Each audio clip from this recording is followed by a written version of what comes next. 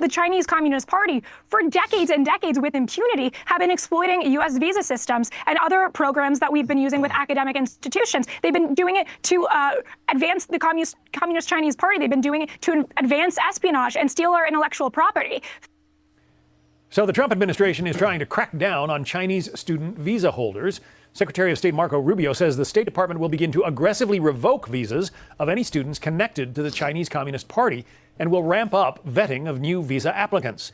This week there were reports a Chinese Communist Party spy tried to infiltrate Stanford University disguised as a student. DHS says there are 277,000 Chinese students in the U.S. last year versus just 800 American students studying in China. That is pretty insane. If that doesn't blow your mind, then that's an issue. That's a big issue. It's a big red flag. And the fact that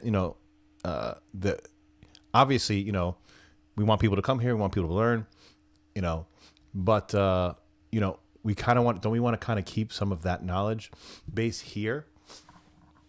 It's we just get taken advantage of so much. It's insane. Like I would be the one to say that at this point, if you're already here on a visa, then you're here. Is what it is. But going forward, that's got to go. Like that number should be the same thing, just like the tariff situation, right? There should be something reciprocal going on. It should be, it's some kind of cohesion, some kind of like level-headedness when it comes to allowing all of these Chinese students to come in to study in the U.S. at our major institutions. It's a massive concern. I mean, how does that number not, raise a red flag? Like, what the hell's going on with that? Let's bring in Gordon Chang, Gatestone Institute Senior Fellow and author of China is Going to War. Gordon, thanks for being with us today. Thanks, John. 277,000 Chinese students in the United States. Is there any way to know how many of them are legitimately trying to, further their education? That's difficult to ascertain, but we do know from surveys that about 13% of Chinese students have committed acts of espionage against the U.S. And we got to remember that China's 2017 national intelligence. I'd be interested to find out, like, what's that classified as? If you're trying to steal like a password or something like that, or if you're, what's the level of espionage we're talking about here? Because 13%, there's almost 300,000 of them. So that's quite a few.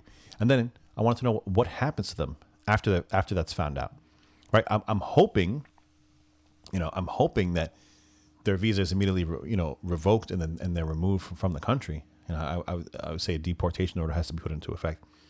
I mean, if you're here on the pretext of a visa and you're committing espionage, I would have to dig deeper and see what the stats are on that and what happens to those students if, in fact, they're found out to be have committed that. This law requires them to spy if they receive a demand. And more important, the Communist Party's top-down system means that no Chinese national can disobey an order from the party. So China has weaponized students in this country. And by the way, there are Chinese consular officials, Ministry of State Security agents. So if the CCP, if I'm not mistaken, so what he said there, if a student comes here and they're given an order by CCP, then they have to follow that order, even as a regular citizen. So as a regular citizen, I cannot be given an order by my government, supposedly, even though, a couple of years ago that is not exactly what went down. There were a lot of orders given. But if the CCP gives a Chinese national student, gives a Chinese student in America an order, and they have to follow through with it, why are we letting them in the country? It seems like, we probably just want to stop. Just hit the brakes on this, knock it off for a little bit, reset the system, and what's the reason that we have all these Chinese students in the country? Like, what's the benefit to us to allow them into the country? Is it the institutions that are getting money from it? I don't know. By the way, if you can subscribe to the channel, it would really help. If you drop a like, that would help. If you want to drop in the comments and talk about this, and if there's something about student visas that or something about the CCP that that I'm not familiar with, please let me know, and I'll thank you for it. Let's continue the video. Agents who coerce, monitor, and surveil Chinese students while they're on our soil. Well, and they had Chinese police stations established right here in the United States. That was only recently uncovered. Yes, and although the FBI was great, they closed down one of them, the one in Chinatown in New York. The Daily Caller and New York Post reporting says that there are about 7 to 9 more in the United States, and they're spread across the country. The White House, Secretary Rubio has taken a lot of heat for revoking or threatening to Chinese police stations. I'm kind of familiar with the case they're talking about, the one in New York. So what you have to understand is that these are they're CCP operated buildings where people can report other people.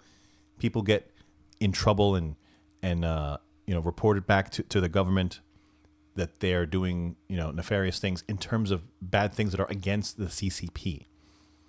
It's a wild situation, and the fact that we know about these things and nothing's being done about it, it's very concerning. Revoke the visas of some of these Chinese students. You say it's about time. Yes. I mean, people say this is drastic, and I agree it is drastic. But the point is we need drastic action because what we've been doing for the past decade clearly has not worked. We know that China steals about $500 billion of U.S. IP a year. This is a national emergency, and things that have been done by previous administrations clearly have not staunched the blood flow. So clearly what we need to do is something drastic, and I'm glad that Secretary Rubio took those actions. Yeah, And this is, again, this is why I watch these things.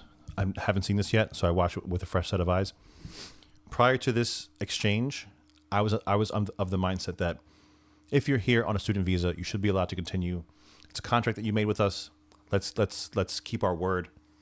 However, now understanding the situation, I would be kind of more okay with them just going across the board and starting to revoke these visas, going down, and saying you're going to finish out after the semester's over. Sorry, you got to go back.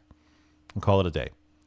It's I mean, the fact that you're talking about double digits of the 300,000 that are here or have committed espionage. The fact that there's 300,000 here to begin with, I mean, that's insane. You're talking about a quarter of a million people that are here, probably not on, they don't have the United States' best interest in mind. They're stealing IP. We only have 800 students over there. What's the benefit of this? What are we? Why are we so dumb? Like as a country, why do people take advantage of us? I'm guaranteed there's definitely somebody along this line that's making a ton of money. Whether it be the universities, whether it be I don't know if the visa process is corrupt in any way, but this is a massive problem. Like I think I would be more along the lines of saying, listen, guys, you finish off your semester and you got to go back home. You got to get the heck out of here. Just the designs of China's fighter plane that they called the something 35. I've forgotten what exactly. J-35. The J-35. It's a direct ripoff of our F-35. Yes, and many of their other military planes are direct copies as well. Because they're stealing that kind of intellectual property, which is very, very frightening if they're able to get into the computers of some of our biggest defense suppliers. So I'd be interested to see if they actually work the same. If you've ever bought anything from China, then you kind of know the quality control for their stuff isn't the best. It may look exactly the same, like it may have the same shell as the product that they're mimicking, but is it the same is, it's another question. So the president, says we respect the Chinese people, but we're not going to let their government continue to take advantage of us. Is this a real turning point, do you think, in our relationship with Beijing? I think so, because when you go back to Secretary Hegseth's comments a few hours ago, they were very different from his predecessors. We no longer have a lot of this flowery language about trying to get along with the Communist Party. Hegseth was very clear. And he said that the threat could be imminent, and he's absolutely right. And I'm glad that he said that. But I'd like to see the Defense Department take actions which correspond with a perception of imminent threat. Because anything can happen at any time, John. When we see what's happening inside the Chinese regime, it looks volatile, it looks dangerous, and they could lash out very, very fast and take us by surprise. We have some of what the Defense Secretary had to say in Singapore. Take a listen. It's public that Xi has ordered his military to be capable of invading Taiwan by 2027. There's no reason to sugarcoat it. The threat China poses is real, and it could be imminent. We hope not, but it certainly could be. So you say we need more of that kind of talk out of Washington? Yes, because I think there is not a perception, despite what they say about 2027 and the use of the word imminent, we're not seeing the Defense Department and we're not seeing other agencies of the federal government act as if the threat is imminent. You know, we've had all of these Chinese incursions into our military bases, all this illicit surveillance of our infrastructure.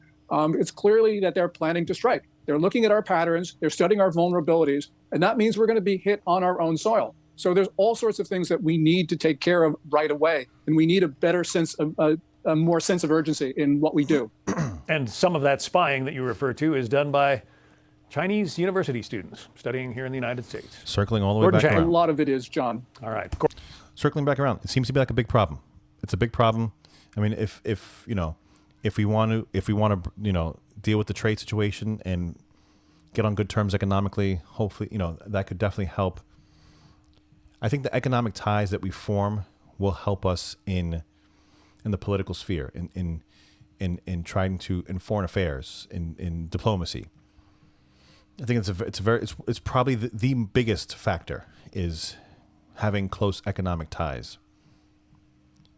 But this student thing is a massive problem. I didn't realize how bad it actually was.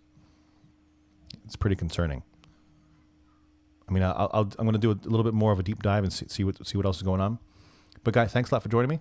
Give me a like, give me a share, give me a subscribe. Talk to me in the comments. I'll talk back. Talk some smack. We'll talk smack back.